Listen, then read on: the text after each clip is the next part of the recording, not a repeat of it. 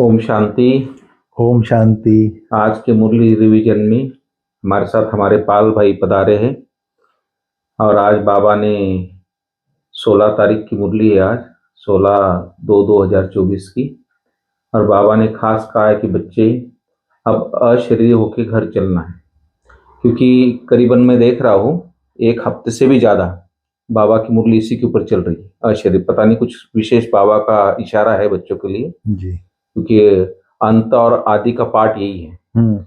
इसलिए बाबा ने आज बोला कि आपस में जब भी मिलते हो एक दूसरे से तो भाई भाई होके देखो, बात करो, मन आत्मा भाई भाई समझो जी।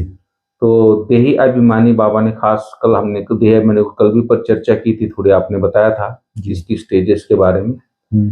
तो देही अभिमानी होके बाबा ने बोला बात करो, देह अभिमानी में रहो और कर्म करते भी पूरा आत्मा समझ के कार्य करते रहो जी। तो इसके ऊपर बाबा ने खास मुरली चलाई है। फिर बाबा ने आज शिव जयंती के बारे में बोला एडवांस में, कि बाबा ने तीसरी बार ही बाबा ने बोला, बीच में एक मुरली चली थी साकार, फिर अब एक तो मुरली चली शिव जयंती के ऊपर। आज भी बाबा ने इशारा दिया कि शिव जयंती क्यों मनाते बच्चे आप, तो इसके ऊपर पाल भाई क्लियर करेंगे इस बात को। और फिर बाबा ने भविष्य राज तिलक प्राप्त करने का आधार भी बाबा ने आज बताया है, तो सब अभी डिटेल में पाल भाई थोड़ा आपको समझाएंगे या चर्चा करेंगे। जी। बताइए पाल भाई थोड़ा। ओम शांति ईश्वर भाई जी। ओम शांति। आज बाबा की 16 फरवरी की मुरली है 2024 की। जी। बाबा बार बार अटेंशन दिलवा रहे हैं जी कि बच्चे अब अशरीरी होकर घर चलना है। बिल्कुल। तो हम आत्माओं का घर परम धाम है जी। तो इस शरीर के साथ तो जा नहीं सकते क्योंकि वो निराकारी दुनिया है। जी। निराकारी दुनिया में अशरीरी निराकारी अशरीरी ये शरीर को छोड़ करके जी हम अशरीरी मतलब मैं आत्मा जो ज्योतिर्बिंदु हूँ जी उस स्वरूप में ही वहां उस परम धाम घर में जा सकता हूँ। बिल्कुल। तो बाबा उसी को बोल रहे हैं बच्चे अब क्योंकि जब परम धाम घर से आज से 5000 वर्ष पहले आए थे जी तो शरीर धारण किए थे। जी। उसके बाद सतयुग त्रेता द्वापर कलयुग जी पूरा 84 जन्म लेते हुए अब अंत में जी कलयुग में जी जब हाहाकार पापाचार भ्रष्टाचार दुराचार अत्याचार बलात्कार जी दुख की दुनिया जब हो जाती है जी तो परम पिता परमात्मा शिव जी अपने कहे अनुसार कि जब जब धर्म की ग्लानि होती है तब तब मैं आता हूँ। जी तब परमात्मा पिता आ करके हम बच्चों को शिक्षा दे करके जी समय का ज्ञान देते हैं। पहले आकर के जैसे हम लोग अपने आप को भूल गए थे, अपने आप को देह समझते थे जी तो बाबा ने आकर के यही ज्ञान दिया, शिव बाबा ने, कि मीठे बच्चे आप शरीर नहीं हो, आप एक आत्मा हो जी और आप बच्चों का पिता परमात्मा शिव है जी और आपका घर, आप एक आत्मा हो, आपका घर परम धाम है, निराकार धाम है, वहां के आप रहने वाले हो। तो बाबा आकर के इन सब चीजों का ज्ञान देता है जी। तो अभी अब अशरीरी बन घर चलना है, वह समय आ चुका है। फिर घर जाएंगे फिर आएंगे पार्ट बजाने के लिए। तो इसलिए बाबा कहता है अब अशरीरी होकर घर चलना है। इसलिए जब आप किसी से भी बात करते हो जी तो अपने को आत्मा भाई भाई समझ बात करो जी। तो जैसे मैं आत्मा हूँ, इस शरीर को चलाने वाली मैं आत्मा हूँ, मृत्यु सिंहासन पर विराजमान हूँ जी। आप भी आपके शरीर को चलाने वाली आप एक आत्मा है जी। तो हम आत्माएं दोनों जी, मैं भी आत्मा हूँ आप भी आत्मा है और उस शिव परमात्मा पिता की हम दोनों संतान है। तो हम दोनों क्या हुए, आपस में भाई भाई हुए। तो उसी को बाबा कहता है जब भी किसी से बात करते हो तो अपने को आत्मा भाई भाई समझ बात करो जी। तो उससे क्या हो जाएगा, अशरीरीपन का अभ्यास बढ़ता जाएगा जी, क्योंकि अशरीरी बन के घर जाना है। फिर बाबा ने कहा देही अभिमानी बनने की मेहनत करो जी। देही अभिमानी बनने की मेहनत क्यों करनी है, कल भी इस पर चर्चा किए थे ना जी, कल भी किया था।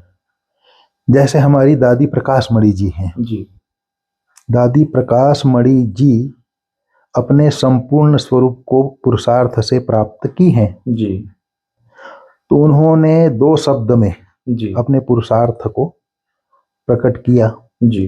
दादी जी सदा बोलती थी, जो उनके प्रकाश स्तंभ में भी लिखा हुआ है, जी। सदा स्वमान में रहना है जी। और सर्व को सम्मान देना है। जी, बिल्कुल। मतलब एक पुरुषार्थी जो देही अभिमानी बनने का मेहनत किया जिन्होंने, जी। उस पुरुषार्थी ने कहा सदा स्वमान में रहना है। अर्थात अगर मैं सदा स्वमान में हूँ, स्व माने मैं आत्मा, उसके मान में हूँ, उस स्थिति में स्थित हूँ। जी। जैसे मैं कौन हूँ? शांति के सागर बाप की संतान, मैं शांत स्वरूप आत्मा हूँ। जी। अगर इस स्वमान में मैं सदा हूँ, जिसको दादी जी ने कहा है सदा स्वमान में रहना है, बिल्कुल जी। तो सदा, तो जैसे संकल्प मैंने किया, सुख के सागर बाप की संतान, मैं सुख स्वरूप आत्मा हूँ जी, तो ये सदा कंटिन्यूअस घूमता रहे जी। एक बार बोला मैंने सुख के सागर बाप की संतान, मैं सुख स्वरूप आत्मा हूँ जी, तो फिर मुझे चिंतन करना है जी, जी बाबा आप सुख के सागर बाप की संतान, मैं सुख स्वरूप आत्मा हूँ बाबा जी, जी। आपने सुख की शक्ति मुझ आत्मा में भर दी है जी, मैं आत्मा सुख की शक्ति से भरपूर होती जा रही हूँ जी। तो बाबा से चिंतन करते जाते हैं, ये है देही अभिमानी अवस्था। तो हम देही अभिमानी बनने की, इसलिए बाबा कहते हैं देही अभिमानी बनने की मेहनत करनी है। तो इसी में सब कुछ पहला पुरुषार्थ है। मैं अपने आप को आत्मा समझता जाता हूँ। फर्स्ट और अंतिम पार्ट, हाँ अंतिम पार्ट भी इस ज्ञान का पहला पार्ट है अपने को आत्मा समझना, अंतिम पार्ट है नष्टो मोहा स्मृति लब्धा। जब अपने आप को नष्टो तभी बनेगा जब अपने को आत्मा समझेंगे तभी बनेगा। हाँ, पहला पार्ट और अंतिम पार्ट दोनों ही है जी, अपने को आत्मा समझना। जब आत्मा समझ जाएंगे तो ऑटोमेटिक नष्टो मोह बन जाए। तो ये जो मुरली की हेडिंग जी जो बनी है जी, जैसे कोई भी लेसन होता है, मान लीजिए एकाग्रता के ऊपर चैप्टर है, तो सारी मुरली उसके नीचे एकाग्रता के ऊपर होती है, उसका जो विस्तार होता है। उसी प्रकार हमारी जो मुरली की हेडिंग होती है, जैसे अब अशरीरी हो घर चलना है जी, किसी से बात करते हो तो आत्मा समझ, भाई भाई से बात करो, देही अभिमानी हो रहने की मेहनत करो। इसी टॉपिक पे सारी मुरली चली है जी, जी। तो बाबा ने कहा मन मना भाव होकर के रहना है, मध्याजी भाव होकर के रहना है। तो ये सब चीजें जो है देही अभिमानी हो रहने की मेहनत करने का ही पुरुषार्थ का ये है। जैसे मन मना भाव होकर के रहना है, उसका अर्थ है देह सहित देह के सब संबंधों को भूल माम एकम याद करो जी, बाबा कहते हैं। तो इस प्रकार से अगर मैं भृक्ति सिंहासन पर विराजमान हूं जी, और मैं आत्मा उस परम पिता परमात्मा को याद कर रहा हूं जी, तो यही अवस्था मन मना भाव अवस्था है जी, बिल्कुल। फिर बाबा ने कहा भविष्य राज्य पद लेने का आधार क्या है? तो बाबा ने कहा भविष्य राज्य पद लेने का आधार है पढ़ाई जी, सबको पढ़ करके भविष्य का राज्य तिलक लेना है जी, जी। बाप की ड्यूटी है पढ़ाने की, इसमें आशीर्वाद की कोई बात नहीं है। बिल्कुल नहीं समझ में आया जी। जैसे स्कूल में टीचर पढ़ाता है ना, आशीर्वाद तो आशीर्वाद करे तो सबके ऊपर करना पड़े, सबको पास करना पड़े। इसमें बाबा कहता है इसमें आशीर्वाद की कोई बात नहीं है। अगर बाप में पूरा निश्चय है तो जी, पढ़ते जाओ, उसमें पढ़ाई में गफलत नहीं करो जी। नहीं समझ में आया जी। अगर मतभेद में आकर पढ़ाई छोड़ी तो नापास हो जाएंगे जी। इतनी ऊंची पढ़ाई बाबा पढ़ा रहा है, अगर मतभेद में आए, जैसे सेंटर पर जाते हैं, दूसरे मनुष्य का विचार देखा हमने, उसका विचार अलग है, उसके मत के अनुसार उसको देखना हमने शुरू किया, तो मतभेद में आए तो मतभेद में आकर पढ़ाई छोड़ी तो नापास हो जाएंगे। इसलिए बाबा कहते हैं मीठे बच्चे अपने ऊपर रहम करो जी। क्या करना है? रहम करना है। क्या रहम करना है? पढ़ाई पढ़ना है, विचार सागर मंथन करना है, आत्माभिमानी समझना है, देही अभिमानी बनने की मेहनत करनी है, इसका अपने आप पर रहम करना है। कल भी बाबा ने बोला तो परसों बाबा ने कहा था। हाँ, इसमें आशीर्वाद की कोई बात नहीं है, पढ़ाई पर ध्यान देना है। मेन चीज है पढ़ाई पर ध्यान देना है। जितना ज्यादा पढ़ाई पर अटेंशन देंगे, बुद्धि रूपी झोली ज्ञान रत्नों से भरपूर होती जाएगी जी। तो ये है बाबा का कहना, भविष्य राज्य पद लेना है तो पढ़ाई पर अटेंशन देना है। फिर बाबा ने कहा अपने को अशरीरी आत्मा समझ करके अपने को न्यारा समझना है जी। बाबा ने कहा प्रवृत्ति में रहते, सार में आज बाबा ने कहा प्रवृत्ति। शिव जयंती पर बाबा ने कुछ बोला था, शिव जयंती के ऊपर बोला है ना, शिव जयंती बड़े धूमधाम से मनानी है। हाँ, वही बाबा की लहर है। हाँ, शिव जयंती आप बच्चों को बड़े धूमधाम से मनानी है, क्योंकि शिव बाबा जो ज्ञान रतन देते हैं, क्या देते हैं? ज्ञान रतन। उससे ही भविष्य नई दुनिया में हम माला माल हो जाएंगे जी। भविष्य नई दुनिया में माला माल हो जाएंगे, हमारे सब भंडारे भरपूर हो जाएंगे। इसलिए बाबा कहता है शिव जयंती बहुत धूमधाम से मनानी है। अभी शिव जयंती आने वाली है ना जी, इसलिए बाबा ने काफी शिव जयंती बाबा ने ध्यान दिलवाया है। फिर बाबा ने कहा प्रवृत्ति में रहते रेस करनी है पुरुषार्थ की जी। अगर चलते चलते अगर एक पहिया ढीला हो जाता है तो उसके कारण ठहर नहीं जाना है जी। अपने को राज तिलक देने के लायक बनाना है जी। ठीक है जी। फिर बाबा ने कहा बाप से शक्ति लेकर हर परिस्थिति को हल करने वाले साक्षी दृष्टा भाव। बाप से शक्ति लेकर हर परिस्थिति को हल करने वाले साक्षी दृष्टा भाव जी। आप बच्चे जानते हो कि अति के बाद ही अंत होना है। क्या होना है? अति के बाद अंत। हाँ, तो ये हर बात की हलचल अति में होगी जी। परिवार में खिटखिट भी होगी, मन में अनेक प्रकार की उलझने भी आएंगी जी। और क्या होगा? धन भी ऊपर नीचे होगा जी। क्योंकि सब तरफ से अति के बाद ही अंत होना है जी। लेकिन जो बाप के साथी हैं, सच्चे हैं, उनका जवाबदार बाप है। ऐसे समय पर मन बाप के तरफ लगाओ तो निर्णय शक्ति से सब सहज पार कर लेंगे जी। साक्षी दृष्टा हो, बाप से शक्ति लो तो जी। हर परिस्थिति सहज हल हो जाएगी जी। सब परिस्थिति को सहज हल कर लेंगे जी। अब यहाँ पर साक्षी दृष्टा, साक्षी दृष्टा क्या है? साक्षी अर्थात मैं आत्मा इस शरीर से, देह से न्यारे जी। इस शरीर का मालिक हूं मैं जी। इस देह से कर्म कराने वाली हूं।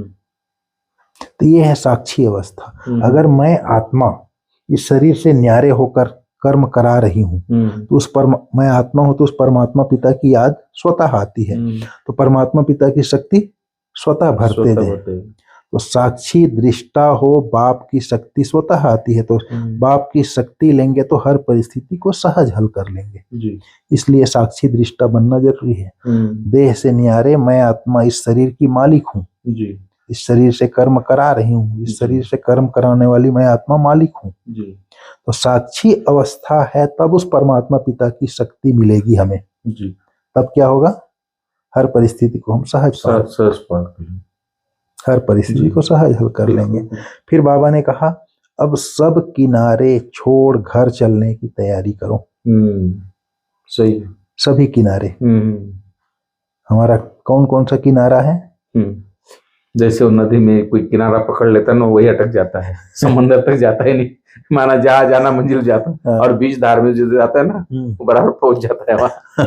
इसलिए वाला किनारे छोड़ो, तो फंस जाओगे कहीं ना कहीं। तो हमारा किनारा है देह, देह के संबंध, देह के पदार्थ, वस्तु, वैभव, व्यक्ति, वस्तु, वैभव, इन सब चीजों से जो संबंधित चीजें हैं ये हमारा किनारा है। किनारे इन सब चीजों से किनारे को छोड़ो बाबा बोलता है और घर चलने की तैयारी करो। जैसे बाबा हेडिंग में बोला ना, अशरीरी हो घर चलना है, वही स्लोगन में है नीचे जी। घर चलने की तैयारी करना है, मतलब अशरीरी बनने का अभ्यास करना है।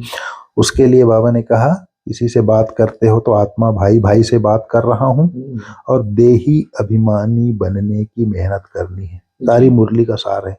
प्रवृत्ति में रहते रेस करनी है, जी। वही मेहनत करना है। जी। साक्षी होना है, मैं आत्मा इस शरीर से मालिक हूँ। वरदान में भी बाबा ने बोला हम्म, देही अभिमानी हो रहने की ही मेहनत करनी है, अशरीरी बनने की ही मेहनत करनी है। जी। हर चीज में पढ़ाई पढ़ना है।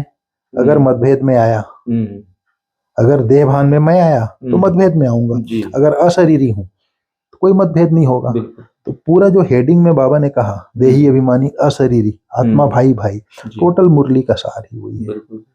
जी। जो कोई भी पाठ होता है, लेसन होता है, उसका जो हेडिंग होता है उसके के आधार पर उसकी मुरली होती है। जी।